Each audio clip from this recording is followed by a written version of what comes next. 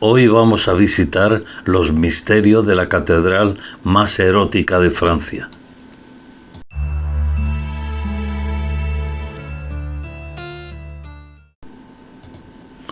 Al sur de Francia, en el departamento de Haute-Garonne, y a solo 30 kilómetros al norte de la frontera con España, en el valle de Arán, se halla Saint-Bertrand-de-Comminges, una de las poblaciones con encanto más fotogénicas de Europa. Los orígenes de esta villa se pierden en la noche de los tiempos, siendo los celtas los primeros referentes, quienes dedicaron este castro a la divinidad Lugh. De ahí el nombre que tenía este lugar, Lugdunum Conventunarum, colina del dios Lugh de los convenes, cuando en el año 72 a.C. fue conquistada por las legiones romanas. El recuerdo de esta población está vivo por su hijo más ilustre, Bertrand, nieto del conde de Toulouse y obispo de Comminges, quien vivió en el siglo XI y dedicó toda su vida a potenciar el jacobeo a Compostela, cuyo itinerario sigue pasando por estos bucólicos valles antes de entrar en España por Saint-Beat, Les, Bossos y Viella, creando una serie de hospitales, albergues y santuarios capaces de dar apoyo a los peregrinos. Tras su canonización, impulsada por los templarios en 1218, la población tomaría el nombre actual. El edificio más emblemático de esta villa es sin duda la catedral, dedicada a la Virgen María, mezcla de románico y gótico, pero con aspecto de hermética fortaleza aérea.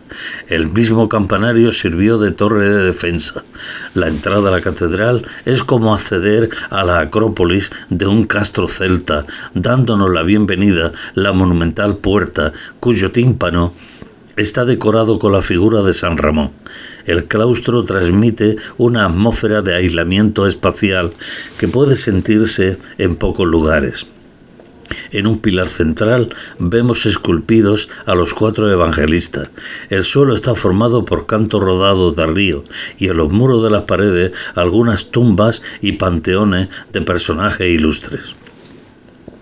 Una galería secreta nos comunica con la nave central de la catedral, que alberga un amplio coro, en cuya sillería vemos grabadas figuras sorprendentes como la de un monaguillo en el momento de realizar una felación a una autoridad eclesiástica.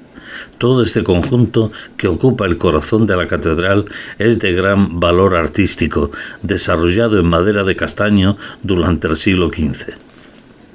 No se pierda el Museo Catedralicio, donde se conserva la casulla de Clemente V, quien, antes de subir al trono papal en la ciudad de Aviñón, fue obispo de Comminges. Por ello, donó una importante ayuda a esta villa y a su catedral, pero no debemos olvidarnos que este pontífice fue, junto con el monarca francés Felipe IV el Hermoso, el verdugo de la Orden del Temple. De nuevo en el exterior, toda la villa se encuentra acurrucada a la sombra de esta enorme catedral y dentro de un recinto amurallado que ha conservado su integridad y las puertas de acceso. Las viviendas evocan el fascinante mundo medieval, alineadas en calles de fuerte pendiente. En uno de los lienzos de la muralla, frente a la oficina de correos, se abre un esconjuradero, habitáculo de piedra a modo de balcón abierto a los 4 vientos, en cuyo interior se protegía un sacerdote de la violencia de los elementos mientras leía salmos de los evangelios y con agua bendita alejaba las tormentas y los granizos.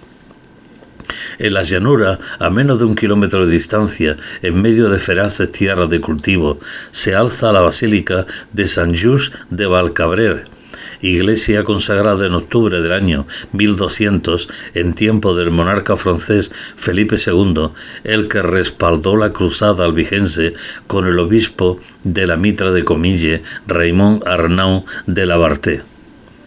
Un portal románico decorado en un extremo por un crisbón facilita el acceso al fonsal, donde se encuentra el cementerio, y un sendero flanqueado de tumbas de suelo nos lleva a la entrada de la iglesia.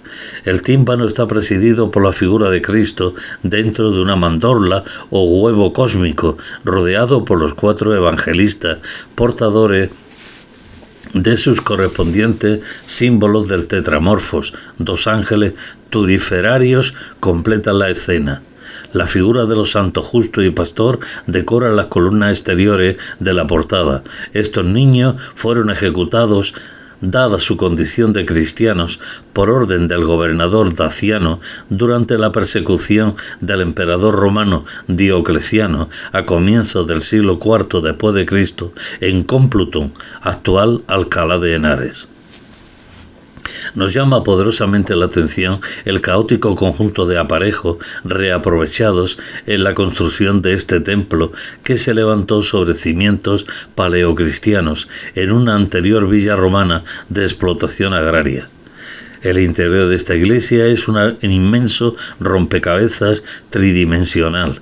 Ya dentro del templo, una enorme falta de armonía se respira en su atmósfera que sorprende al visitante y le deja casi sin respiración.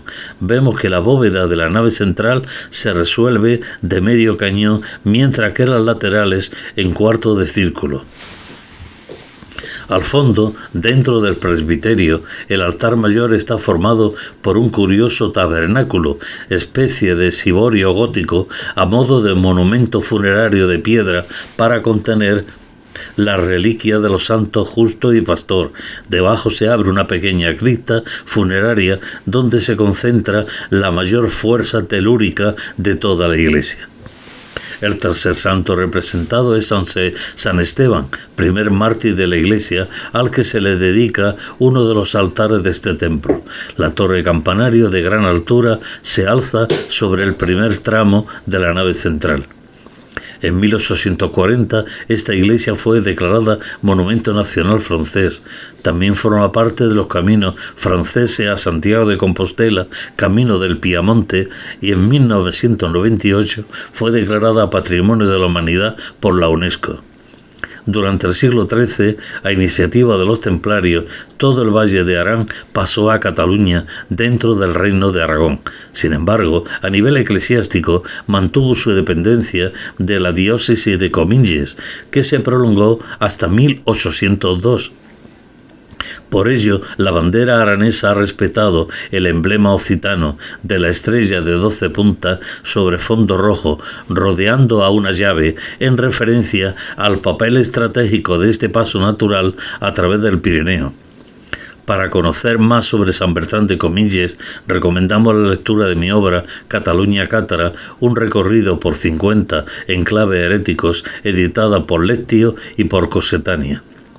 Aprovecho para recordarles que el próximo día 20 de diciembre de 2022, martes, a partir de las 18:30, estáis invitados a la presentación de mi última novela histórica, La Quimera del Agua, en el Auditori Plana de l'Om de la ciudad de Manresa.